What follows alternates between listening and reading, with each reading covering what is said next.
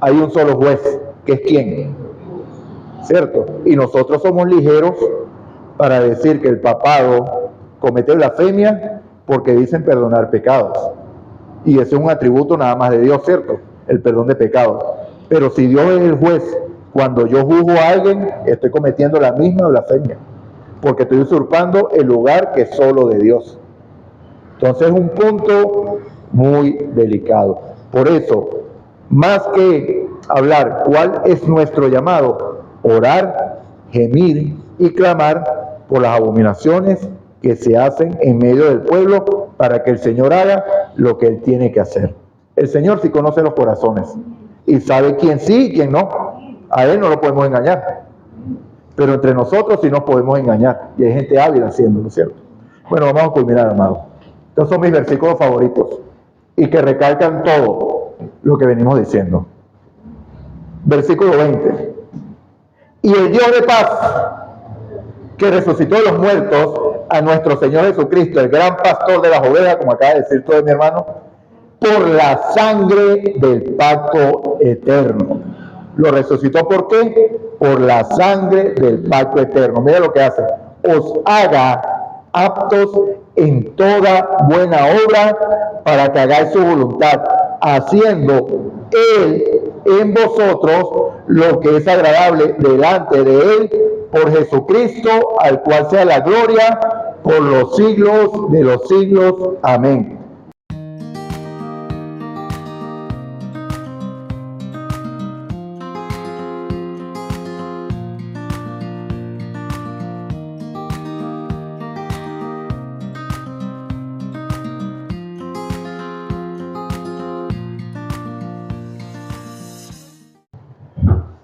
Padre nuestro que estás en el cielo, alabado, glorificado y honrado sea tu nombre.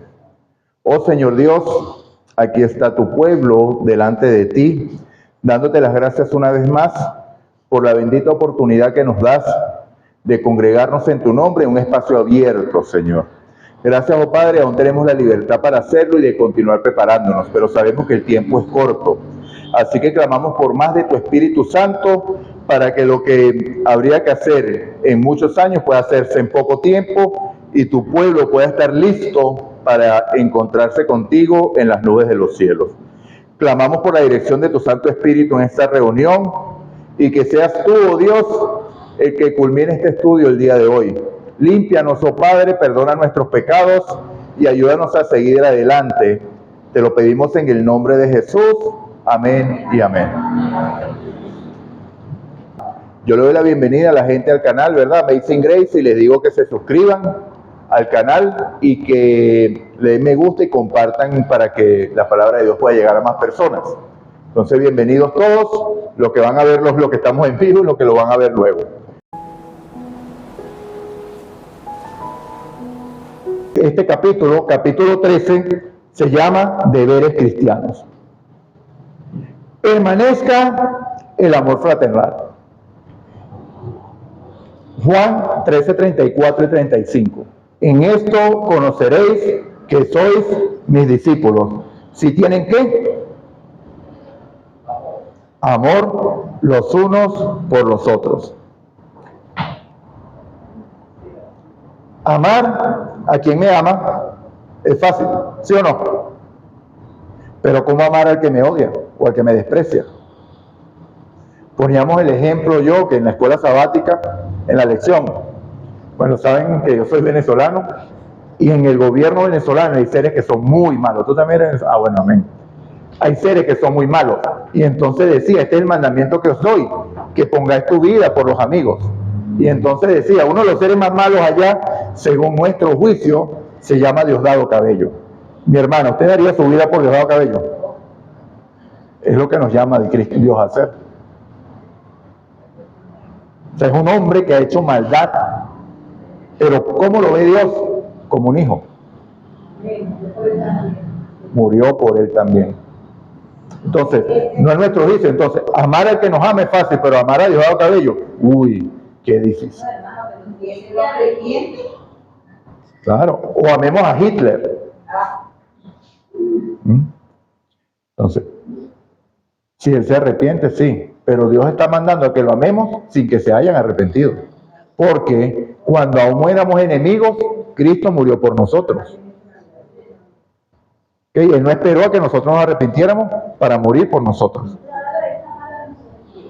Y entonces, permanezca el amor fraternal. Fíjense lo que dijo mi hermana. No olvidéis de la hospitalidad, porque por ellas algunos, sin saberlo, hospedaron ángeles. Estos seres, amados, vienen de vez en vez a probar nuestros corazones. Créanlo. Créanlo. ¿Okay? Para que nosotros nos demos cuenta qué es lo que hay dentro de nosotros. ¿Lo sabemos o no lo sabemos? Eso no importa. ¿Por qué? Porque en Mateo 25, Dios pone aparte las cabritas y las ovejas, los cabritos y las ovejas, ¿cierto? ¿Por qué? Porque las ovejas, ¿qué hicieron? Le dieron de comer, le dieron de beber, lo visitaron, le dieron la ropa y todo, ¿cierto? ¿Y qué hicieron los cabritos? No. Y entonces, ¿cuándo lo hicieron o no lo hicieron? En cuanto se lo hicieron a esto, a uno de mis hijitos más pequeños, a mí me lo hiciste. Entonces, debemos, como dice el refrán del mundo, hagamos bien sin mirar a quién. ¿Por qué? Porque como cristianos estamos llamados a tener amor fraternal los unos por los otros, sin importar quién sea, dele, porque usted recibió de gracia la vida. ¿Cuánto mayor agradecimiento? ¿Qué me puede hacer alguien cuando ya Cristo me dio la vida? Y no la vida normal, sino la vida ¿qué? Eterna, de un mundo nuevo. Y entonces, acordado de los presos, fíjense cómo esto se repite. Mateo 25 es esto. Acordado de los presos como si estuvieras preso juntamente con ellos, y de los maltratados como que también vosotros estáis en el cuerpo. Recuerden que esto era una realidad en la época en que Pablo o el autor estaba escribiendo el libro. Habían presos, habían desterrados, había gente muriendo, y entonces, ten bondad para con todos y el amor fraternal. Honrosos sean todos el matrimonio y el lecho sin mancilla, pero a los fornicarios y a los adúlteros los juzgará Dios. Tremendo llamado.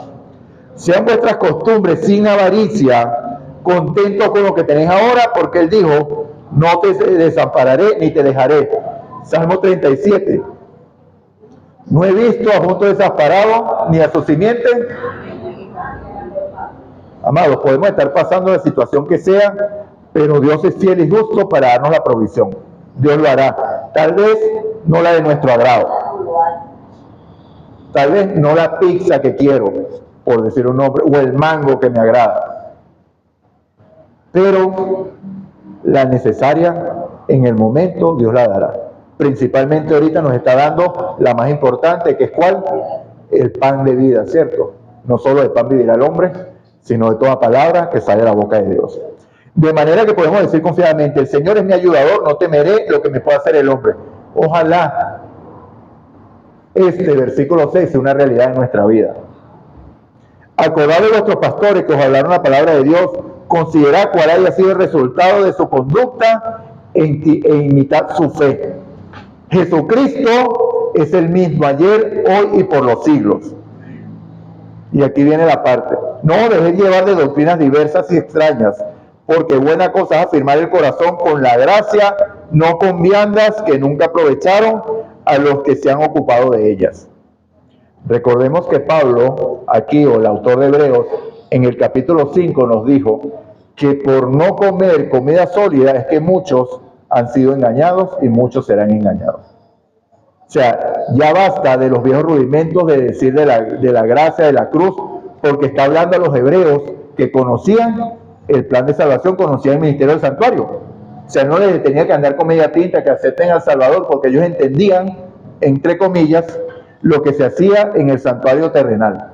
Ellos sabían que eso simbolizaba el plan de salvación, y Pablo podría hablar de ese lenguaje de manera directa. Entonces, aquí lo está repitiendo, no con viandas, o sea, no con viandas, cosas buenas, afirmar el corazón. Tenemos un altar el cual no tienen derecho de comer los que sirven en el tabernáculo. Tenemos un altar del cual no tienen derecho de comer los que sirven en el tabernáculo, porque los cuerpos de aquellos animales cuya sangre, a causa del pecado, es introducida en el santuario por el sumo sacerdote, son quemados fuera del campamento. Okay, esa es la obra del santuario, no vamos a ir ahí, ya no hay tiempo de paso. Por lo cual también Jesús, para santificar al pueblo mediante su propia sangre, padeció fuera de la puerta. Estos versículos también son importantes en el sentido. Padeció fuera de la puerta. Salgamos pues a él fuera del campamento llevando su vituperio, porque no tenemos aquí ciudad permanente, sino que buscamos la porvenir, que es la Jerusalén celestial. Aquí me voy a detener, vamos a ver, hacerlo lo más corto que pueda. ¿Quién recuerda lo que sucede el día de la expiación? ¿Qué es lo que sucede? ¿Qué es lo que hace el sumo sacerdote en el día de expiación? Él echa suerte. Hay dos machos cabríos, a favor de Jehová, otro a favor de Azazel. Entonces, una de esas suertes cae al macho cabrío, el cual representa a Jehová, es santificado por el sumo sacerdote, y lo que hace es ingresar al lugar santísimo, y ya después de haber rociado la sangre y demás, y lo que hace después es, después de salir del santuario celestial, porque Dios aceptó como tal esa expiación, lo que hace es depositar en sus manos los pecados del pueblo de Israel y los suyos como sumo sacerdote. Lo que hace es elegir una persona del cual ya se ha preparado con antelación para que lo lleve a un desierto muy lejos, y es como que la representación de lo que va a pasar con Satanás cuando ya Jesucristo pues llega el momento del juicio final, y él va a ser como esa piedra la cual no va a ser como ese manto del cual Excelente, gloria a Dios. Fíjense, exactamente es eso. Mónica, ¿entiendes lo que se dijo? ¿No? Ok. Mira, el día de expiación, básicamente, dijimos que los pecados pueden estar en dos partes, ¿verdad? O en la persona o en el santuario. ¿Ok? Cuando yo confieso los pecados, Cristo toma mi pecado. ¿Cierto? Cristo toma mi pecado. Entonces mi pecado pasa a estar ¿dónde? En el santuario. ¿Ok? Ya no está en mí, está en el santuario. Entonces, todos los pecados confesados, los confesados están en el santuario. Esos pecados que están en el santuario fueron causados ¿por quién? Por Satanás, por el tentador. O sea, porque yo pequé, porque cedí a la tentación. Pero ¿quién es el tentador y el homicidio del todo? Satanás, que es el que nos lleva al pecado. El instigador, ok, correcto. Entonces, en el día de expiación, el sumo sacerdote tomaba simbólicamente todos esos pecados por medio de la sangre, y agarraba la sangre, la ponía en los cuernos de un macho cabrío que era llamado el chivo de la expiación. Y entonces, los pecados eran colocados sobre quien los había causado y era llevado al desierto a morir. ¿Ok? Entonces, pero cuando nuestros amados hermanos leen estos versículos, dicen que el macho de la expiación también es Cristo. Entonces dicen que ese macho de Azazel, que eso es una mentira adventista. Por eso es que es importante conocer toda la doctrina como es. La respuesta correcta es como dice el hermano. ¿Quién es Azazel? Pero no es una representación porque nosotros lo entendemos, amado. Pero eso tampoco está revelado en la Biblia. Simplemente dice Azazel es el macho cabrío que va a ser llevado al desierto. Ajá. Cuando nos enseña que Satanás amarrado una cadena y llevado por la luz. Ok. Para que nosotros creemos. Amén. Esa es la representación. Gloria a Dios. Al final es el macho cabrío de Azazel. Amén. Gloria a Dios. Exactamente, sí. Y nosotros sabemos que es verdad porque todo encaja, ¿cierto? Si no queda parte de la terminología. Porque, exacto. Por ejemplo, en ese momento ese nombre o ese macho cabrío representa a Satanás, y cuando vamos a salir volvemos también al león, el cual es, entre comillas, pues sería como un hipopótamo, y al Leviatán sería como el cocodrilo, los cuales simbólicos representan a quién, a Satanás.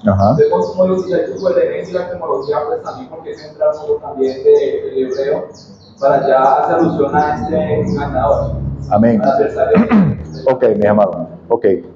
Tienen razón, o sea, nosotros sabemos y todo encaja perfectamente, pero esto es algo que conocemos nosotros, porque nosotros sí estudiamos el santuario.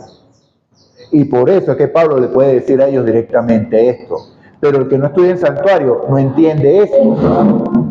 Y entonces ellos dicen que cómo, y lo estoy diciendo esto para que sepamos defender nuestra doctrina, lo que nosotros creemos. ¿Cómo nosotros vamos a decir la herejía que un macho cabrío representa a Satanás? Estamos haciendo a Satanás expiador de nuestros pecados.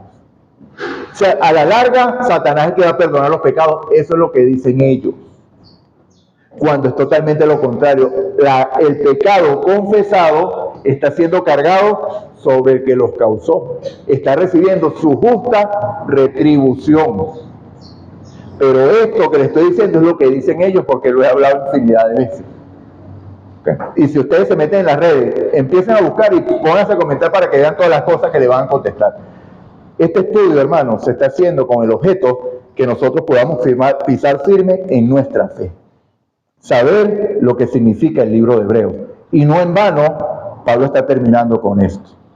Porque es un asunto importante y un asunto directo que involucra a nuestra fe en Cristo. Porque si nosotros empezamos a dudar sobre esto, nuestra fe se puede, ¿qué? De repente tienen razón. ¿Y dónde está? ¿Cómo puedo afianzar eso? Recordemos que Elena de White no escribe nada nuevo, ¿o sí? Elena de White explica lo que ya está en la Biblia. Y ella explica, por eso que nosotros conocemos qué es lo que pasó aquí y hacemos el enlace con el milenio. Porque ella lo explicó, porque le fue revelado a ella.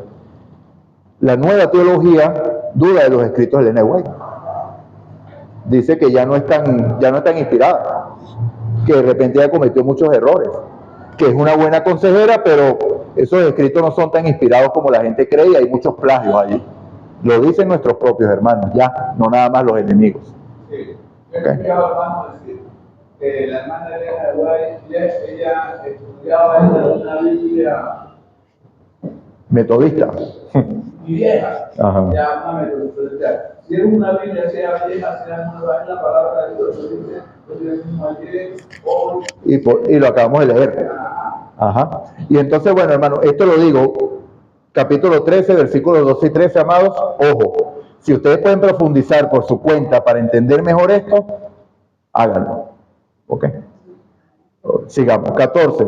Porque no tenemos aquí ciudad permanente, sino que buscamos la de porvenir. Así que ofrezcamos siempre a Dios por medio del sacrificio de alabanza, es decir, fruto de labios que confiesen su nombre. Y recordemos que esos sacrificios que pide Dios son, no quiero, o sea, ¿cómo que? No me agrado tanto los sacrificios, sino como la misericordia, ¿cierto? Ofrenda y holocausto no quisiste, sino, bueno, más o menos, ustedes me entienden lo que quiero decir. Entonces, un corazón contrito y humillado delante de Dios, reconociéndole como Dios y Señor, y eso nos va a llevar a lo que leímos en el otro, el amor fraternal, ¿cierto? Como empieza este capítulo 13, recuerden que estamos hablando de los deberes cristianos. Ok. 16. Y de hacer el bien y de la ayuda mutua, no os olvidéis, porque de tales sacrificios se agrada a Dios. Aquí mismo, bueno, yo me adelanté, ya el Señor iba a aclarar el punto, el Señor mismo. 17. Obedecer a vuestros pastores y sustentaos a ellos, porque ellos velan por vuestras almas, como quienes han de dar cuentas, para que lo hagan con alegría y no quejándose, porque esto no os es provechoso. Orad por nosotros, pues confiamos en que tenemos buena conciencia, deseando conducirnos bien en todo. Mas os ruego que lo hagáis así, para que yo os sea restituido más pronto. Ok, aquí culmina, ya viene la bendición final. Entonces, fíjense, amados, obedeced a vuestros pastores. ¿Eso es aplicable en todos los casos? No. ¿Por qué? Porque tristemente, mi hermano, aquí no está el Espíritu y la Santo. Ok.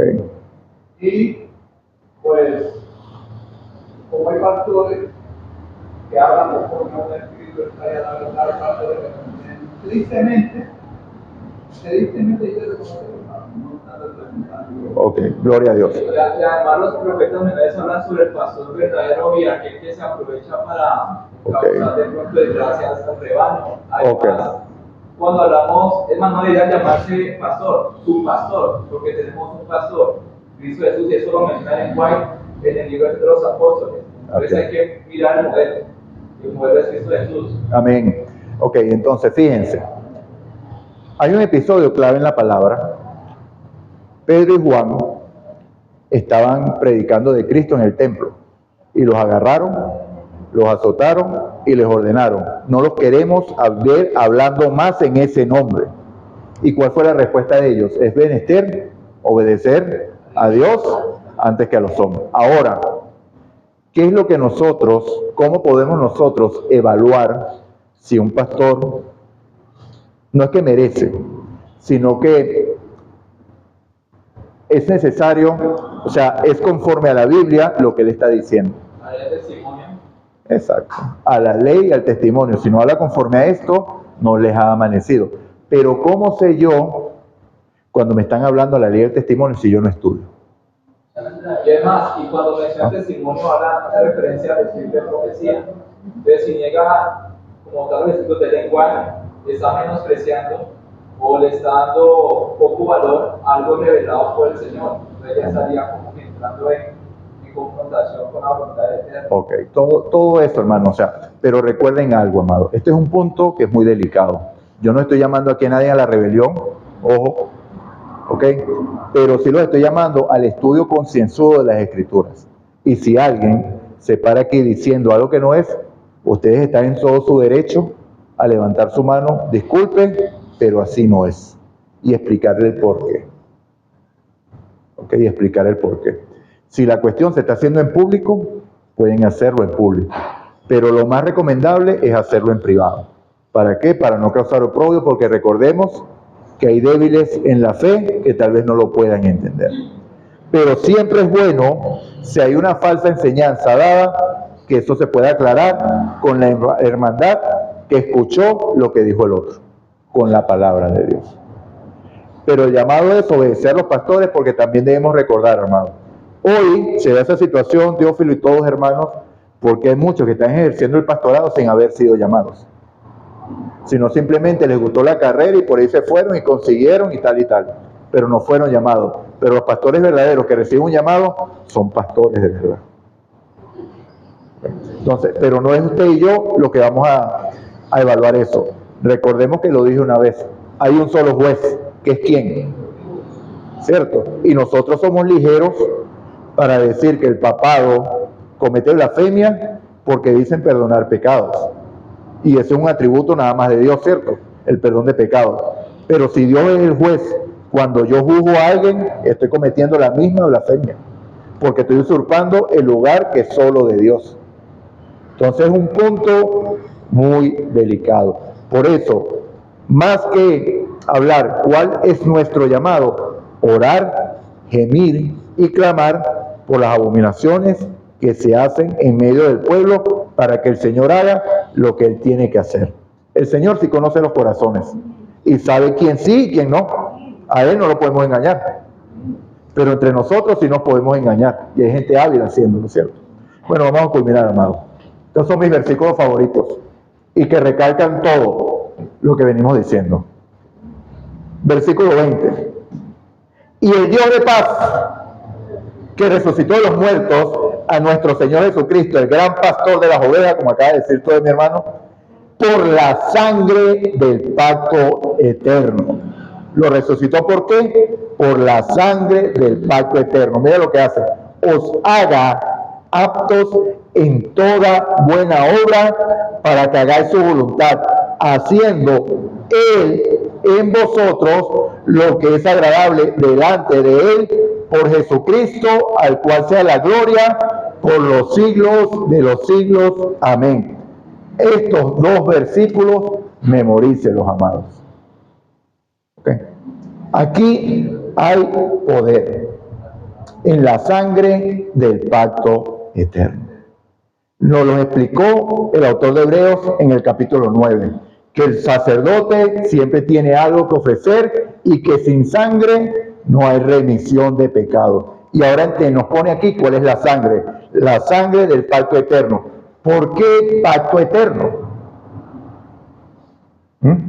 Es el mismo del pasado. Sí, porque hace referencia al Cordero de Dios, el cual fue inmolado antes de la fundación. Gloria a Dios. Ajá. ¿Por qué? Porque el pacto no fue hecho entre usted y el Padre. El pacto fue hecho entre el Padre y el Hijo. Que Cristo se ofreció voluntariamente para pagar por nuestros pecados. Y como ellos son eternos, el pacto, ¿cómo es? Eterno. ¿Okay?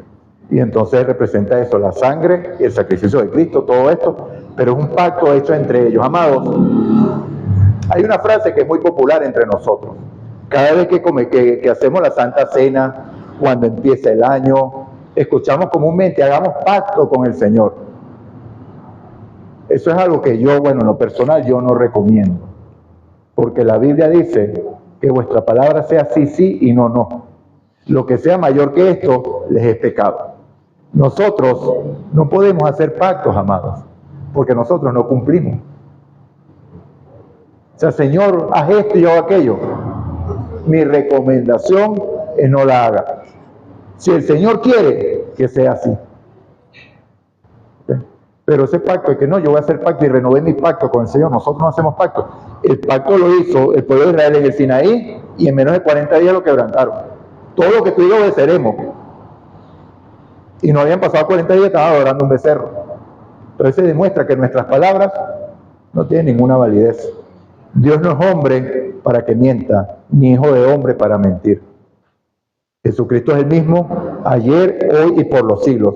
Él sí prometió e hizo un pacto con su Padre para salvarnos y lo cumplió. Y derramó su sangre para ello. Entonces, rindámonos a Él. En vez de decir hago pacto, diga, Señor, haz tu obra en mí, no sé cómo, pero tú lo vas a hacer porque tú lo prometiste. Si necesita algo, pídaselo a Él, es su Padre. Sin miedo, sin temor. Recordemos, ¿dónde estamos cuando estamos orando? ¿Dónde vimos que estamos? En el santuario, allá arriba en Jerusalén. Y entonces, si Dios ve que eso es conforme a su voluntad, se lo va a conceder. Si es para su bienestar. Recordemos, pedimos y no recibimos porque pedimos mal, para gastar en nuestros deleites. Pero si pedimos conforme a la voluntad de Dios, es su decisión. Gloria a Dios. Amados, hoy es una realidad, créanlo, que si usted ora por alguien que esté enfermo y es voluntad de Dios sanarla, la va a sanar. Hoy es una realidad eso para usted y para mí. Creámoslo. Creámoslo. Y esa es la única manera que eso va a empezar a pasar, porque sin fe es imposible agradar a Dios. Oh Señor, sánalo conforme a tu voluntad, pero en mi mente estoy pensando, cónchale, que esa enfermedad sí está avanzada, ese cáncer hizo metástasis. ¿Cómo va a ser esa sano? Una oración inválida totalmente. Culminemos. Os ruego, hermanos, que soportéis la palabra de exhortación, pues os he escrito brevemente. Sabed que está en libertad nuestro hermano Timoteo, con el cual si viniere pronto iré a veros. Saludad a todos vuestros pastores y a todos los santos. Los vitales os saludan. Y culmina diciendo, la gracia sea con todos vosotros. Amén. Bueno, amados, me pasé 5 minuticos. ¿Cómo les pareció el estudio del libro de Hebreos? Gracias a Dios. Hay mucha profundidad en este libro, amados. Este es un libro que está escrito para nosotros, adventistas del séptimo día, porque nosotros entendemos lo que sucede en el santuario. Otras denominaciones nunca lo van a entender. Y por eso es que hierran, dicen cosas que no son. Por ejemplo, no, la ley está abolida porque ahí dice que lo que está viejo está a punto de ser desechado. Pero nosotros entendemos que cuando habla de eso, está hablando del sacerdocio levítico, porque se está estableciendo el sacerdocio nuevo según el orden de Melquisedec. Porque nosotros somos el remanente de Dios, la iglesia verdadera de Dios, nosotros. Gloria a Dios. Entonces, actuemos como tales, si lo somos. Que nuestra fe sea conocida como una fe inquebrantable, no para ganar debates, sino como aquellos que vienen acá para que oremos por ellos, para que hayan salida, para que el Evangelio sea predicado. Sumémonos, amados, al llamado que está haciendo la iglesia hoy. Las tardes misioneras van a ayudarnos a crecer como pueblo. Porque, recordemos, oramos y hablamos a Dios. Estudiamos la palabra, Dios nos habla, pero el resultado es la testificación. Si no testificamos, vamos a ser como el mal muerto. Veamos a la mujer samaritana. Escuchó la voz de Cristo y ¿qué hizo? Salió corriendo. Entonces, esto que aprendimos aquí de Hebreos, comuníqueselo a sus hermanos adventistas, que van a entenderlo.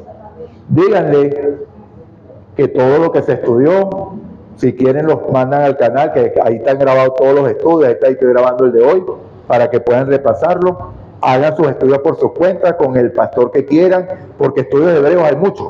Incluso esto se estudió hace como 1 año y medio, 2 años, el libro de Hebreos también en la escuela sabática. Pero lo principal es que siempre busquemos afianzarnos en la palabra de Dios. Esta es la única guía segura, amados. No lo que yo digo, no lo que yo pienso, lo que Dios dijo. ¿Okay? Y entonces, si yo les digo muchas cosas que pasan en la iglesia, porque les quiero advertir, para que sepan en dónde están pisando. Cristo está a las puertas. El tiempo es cortísimo. Yo le digo a Naomi, a mi hija, yo no sé si yo estaré vivo cuando Cristo venga, pero yo sé que tú sí lo vas a estar. O sea, y yo creo que a medida de las cosas que están pasando, yo también voy a estar. Así que es momento de no dejarnos resbalar, de no dejarnos zambalear. Satanás os ha pedido para zarandearos y nos está zarandeando a todos como iglesia. No sé si ustedes, pero yo veo una división enorme ya en la iglesia. 2 teologías, una verdadera y una falsa. Hay una que tiene más fuerza que la otra, pero hay una que vencerá. Si usted no lo ve, vea más profundamente y se dará cuenta de lo que está pasando. Entonces, afiáncese usted en la fe para que el día de la prueba esté firme, porque la prueba también le va a llegar a usted, a cada uno de nosotros. De una u otra manera. De una u otra manera. Bueno, amados, entonces, ¿hay preguntas? Si no, bueno, oremos.